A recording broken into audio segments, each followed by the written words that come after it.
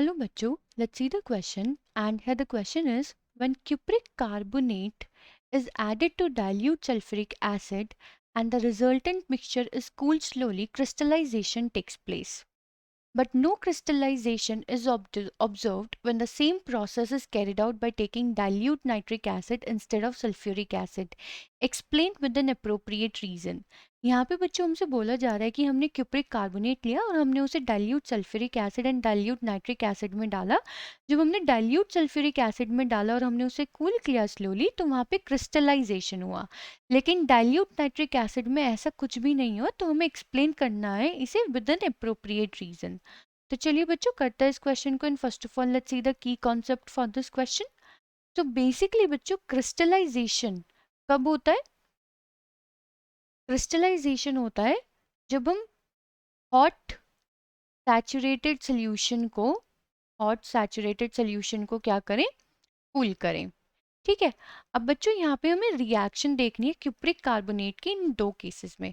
तो पहले बच्चों अगर हम क्यूप्रिक कार्बोनेट की बात करें, तो जो हमारा क्यूप्रिक कार्बोनेट होता है वो एक्चुअली में होता क्या है, इसका केमिकल फॉर्मूला क्या होता है? That is CO3। अगर हम यहाँ पे रिएक्शन की बात करें अब सबसे पहले यहाँ पे जो हमारा क्यूप्रिक कार्बोनेट है वो रिएक्ट कर रहा है डाइल्यूट सल्फ्यूरिक एसिड के साथ H2SO4।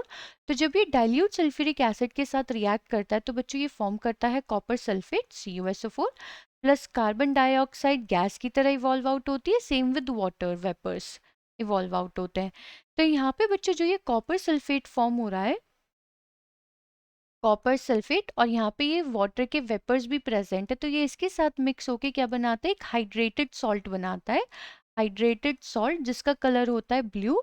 एंड अगर हम सोल्यूशन को कूल करते हैं तो वो एज अ प्रेसिपिटेट क्या करता है, या फिर हम ये बोल सकते हैं एज अ क्रिस्टल वहाँ पे फॉर्म हो जाता है। एज अ क्रिस्टल्स वहाँ पे हमें कॉपर सल्फेट के क्रिस्टल्स ब्लू कलर में वहाँ पे दिखने लगते हैं। लेकिन अगर हम बात करें यहाँ पे सेकंड केस की, जब हमारा क्यूप्रिक कार्बोनेट रिएक्ट कर रहा है डाइल्यूट नाइट्रिक एसिड के साथ यानी कि HNO3 के साथ, तो ये फॉर्म करता है बच्चों cupric nitrate, that is CuNO3 whole twice plus H2O plus CO2 यहाँ पे भी रिलीज होती है, ये दोनों गैसेस रिलीज होती हैं। बट होता क्या है बच्चों, जो ये क्यूप्रिक नाइट्रेट है ये फर्दर हीट अगर हम इसे करते हैं तो ये फर्दर डिकम्पोजिशन में चला जाता है एंड ये फॉर्म कर देता है copper oxide plus nitrogen dioxide gas evolve out होती है यहाँ से, plus oxygen gas evolve out होती है।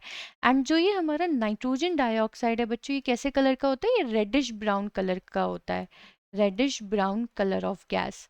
तो इस क्वेश्चन में हमसे यही पूछा गया था बच्चों कि जब हम क्यूप्रिक कार्बोनेट को इन दोनों डिफरेंट एसिड के साथ ट्रीट करते हैं तो एक में तो क्रिस्टलाइजेशन होता है बट दूसरे में नहीं। तो जब हम इसे कूल कर रहे होते हैं for the first part for the dilute sulphuric acid, तो क्रिस्टल्स बन जाते कॉपर क्रिस्टल्स कॉपर सल्फेट के।